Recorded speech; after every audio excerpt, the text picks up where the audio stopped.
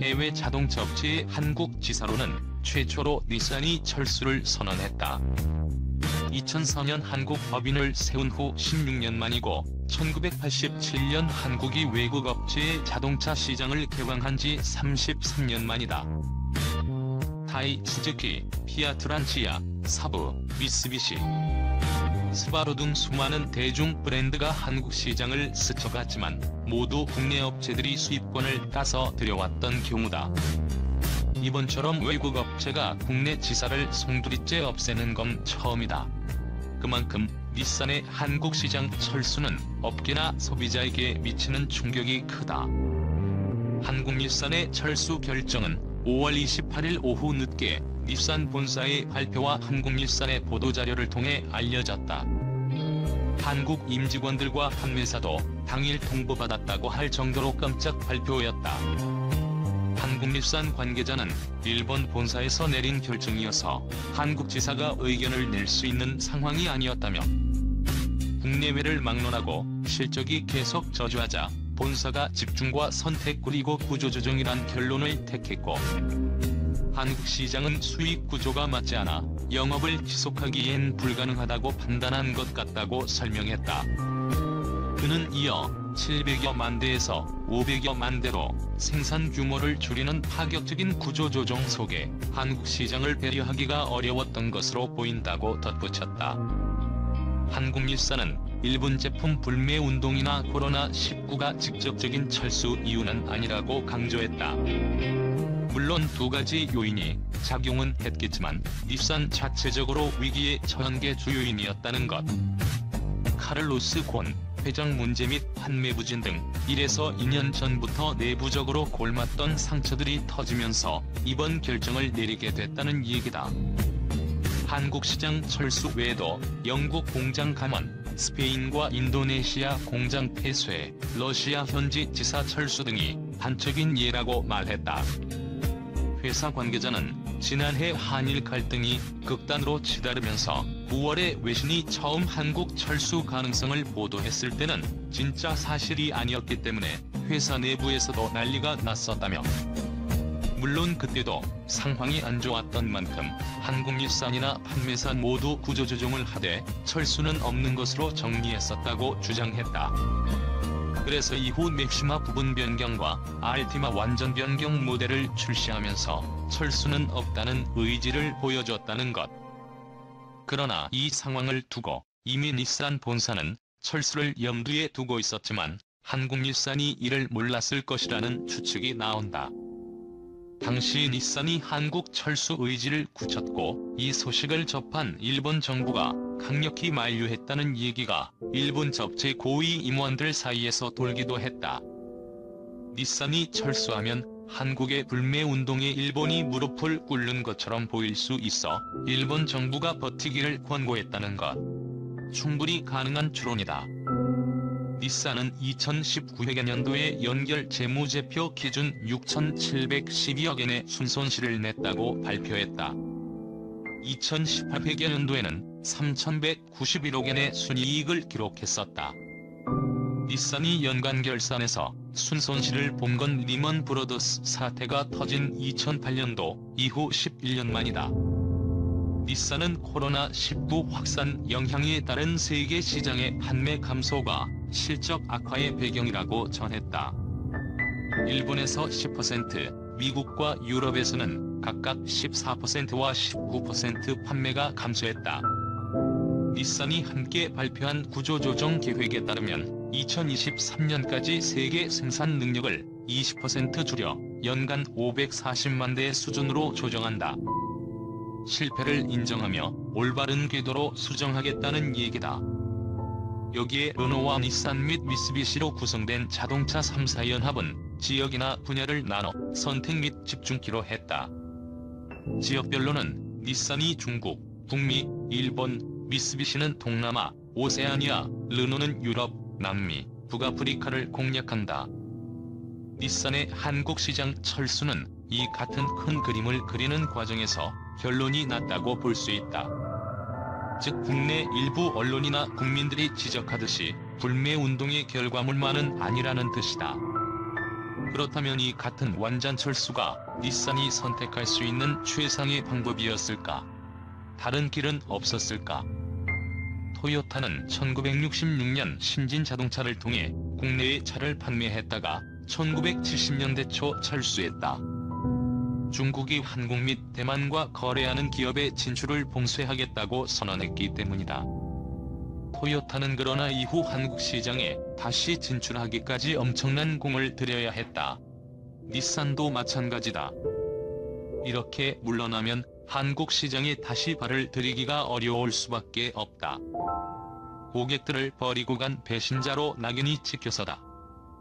닛산이 향후 한국 시장 재진입을 염두에 두고 있다면 완전 철수가 최선은 아니었다는 게 업계 평가다. 업계는 대안으로 한국닛산의 업무를 대신할 한국 회사 선정을 제시한다. 즉 푸조와 시트로eng의 수입 판매를 총괄하는 한불모터스 같은 회사를 만들어 한국닛산의 기존 업무를 맡기는 방식이다. 어차피 향후 8년간 서비스를 지속하려면 부품을 수입하고 배급하며 정비업체들을 조율할 업체가 필요하다. 실제 한국닛산의 가장 큰 판매사인 프리미오토모빌이 그 역할을 맡겠다고 나섰으나 한국닛산이 거절했다고 한다. 본사의 방침에 어긋난다는 게 이유였다. 물론 수입 판매 총괄 업체에 대해 회의적인 반응도 있다. 한 판매사 대표는 팔릴 만한 차가 있어야 하는데 현 상태에서는 누가 맡아도 안 된다며 할인이나 마케팅 비용 등 본사 지원을 받기가 쉽지 않은 만큼 부작용이 더 클 것이라고 예상했다. 닛산의 한국시장 철수 발표 이후 닛산과 인피니티 고객들이 가장 걱정하는 부분이다. 한국닛산은 법적으로 향후 8년간 부품을 지원해야 하는 만큼 2028년까지 서비스에 차질이 없도록 하겠다는 원론적인 입장만을 내놓고 있다. 한국닛산이 홈페이지에 게재한 서비스 관련 내용은 향후 8년간 예비 부품을 제공하고 전국의 애프터세일즈망을 통해 서비스를 펼친다. 현재의 서비스망에 변동이 생기면 웹사이트에 지속적으로 업데이트한다. 기존 무상 보증은 모두 유지한다. 차리콜이나 안전과 관련한 이슈가 생기면 정부 기관과 협력해 처리한다. 보다 상세한 사항은 추후에 안내한다로 요약된다. 이 공지만 보더라도 결국 추후 상세한 내용을 공지한다에 방점이 찍힌 걸 알 수 있다. 향후 판매사 및 제3의 정비업체 등과 협의가 필요한 사항이기 때문이다. 현재로선 기존 판매사들이 운영 중인 서비스 센터를 최대한 오랜 기간 유지하면서 서비스를 맡는 게 최상이다. 물론 이 경우 이전처럼 닛산, 인피니티 독점 서비스는 불가능하다. 정비업체의 수익을 위해서다. 고객들은 이 과정에서 정비업체가 서비스를 중단해도 막을 방법이 없다는 점을 우려하고 있다. 실제 한국닛산 판매사 중에서도 서비스 센터를 접으려는 곳이 많다. 적절한 보상만 받으면 서비스 업무를 종료하거나 제3자에게 양도하겠다는 것. 지금도 입고하는 차가 많지 않은데 향후 더욱 줄어들 게 당연하다고 봐서다. 대부분 1에서 2년은 운영이 가능하겠지만 그 후에는 어려움이 클 걸로 보는 분위기다. 한국닛산이 판매사들이 아닌 제3의 업체에 서비스 총괄을 맡기는 방법도 있다. 그러나 애프터 서비스에 대한 책임을 지는 순간 막대한 의무가 따르기 때문에 총괄 업체 후보로 꼽히는 업체들도 닛산 측 조건을 보고 결정하겠다는 입장이다. 업계는 따라서 닛산 정도의 글로벌 회사라면 고객들을 위해 정비 관련 조직은 존속시키는 방안이 낫다고 조언하지만 한국닛산은 그럴 가능성을 배제하고 있다. 업계는 닛산이 한국 진출 후 16년 동안 판매한 차가 8만 대 이상이라는 점에서 정비 수익이 어느 정도는 날 것으로 예상하는 만큼 수입차 전문 정비업체들이 닛산 고객 유치에 적극 나설 가능성이 큰 것으로 예상한다. 실제 일부 정비업체는 이미 닛산의 정비망이 붕괴된 지역을 중심으로 닛산과 인피니티 차 소유자들에게 닛산 서비스 센터를 운영한다고 홍보 중이다. 이런 양상은 앞으로 더 다양하게 나타날 전망이다. 대기업으로 수입차 전문 정비센터를 운영 중인데다 한국일산의 인천 지역 서비스 업무를 맡고 있는 코롱 오토모빌이 서비스 총괄 업체로서 대안이 될 수 있다. 그러나 코롱 측 반응도 뜨겁지 않다.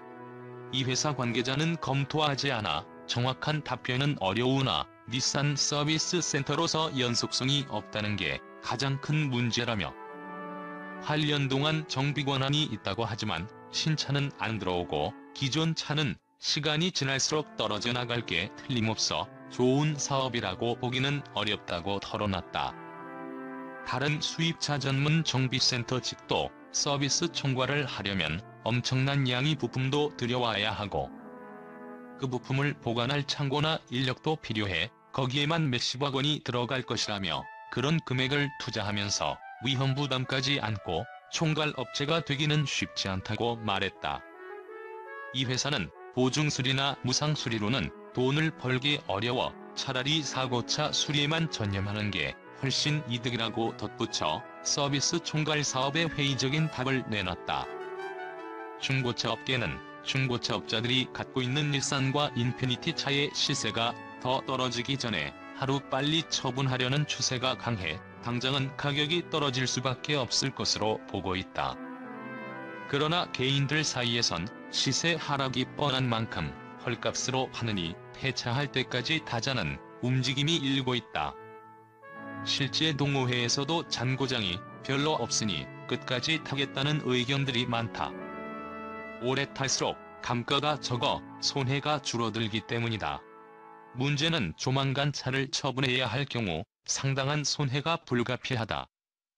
재미있는 현상은 중고차 경매장에 닛산과 인피니티 차가 매물로 들어오지 않고 있다는 점이다. 수도권의 한 경매장 관계자는 한 달 전부터 닛산과 인피니티 차 매물이 자취를 감췄다며 렌터카 회사 등을 비롯해 리스사 등도 보유한 차들을 내놓지 않고 있다고 말했다. 그는 현재는 경매할 경우 가격이 어느 정도나 되겠느냐는 문의는 있지만 실제 경매를 진행한 차가 없어 철수 발표 이후 얼마나 가격이 떨어졌는지 알 수가 없다고 덧붙였다.